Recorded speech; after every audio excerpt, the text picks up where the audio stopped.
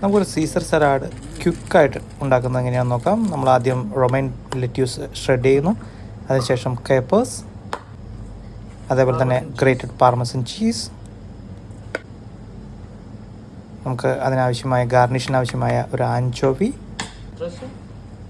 അതിനുശേഷം Caesar dressing നന്നായിട്ട് mix ചെയ്യുന്നു.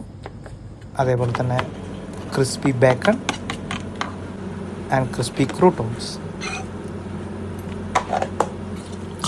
നന്നായിട്ട് മിക്സ് ചെയ്ത് നമ്മൾ പ്ലേറ്റിങ്ങിനായിട്ട് എടുക്കുന്നു.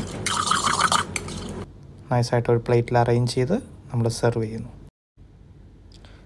Boiled egg with anchovy, shaved parmesan cheese and parmesan cheese grated, ഇത് മൂന്നുമാണ് നമ്മൾ ഗാർണിഷായിട്ട് കൊടുക്കുന്നത്. Thank you so much. Please subscribe more videos.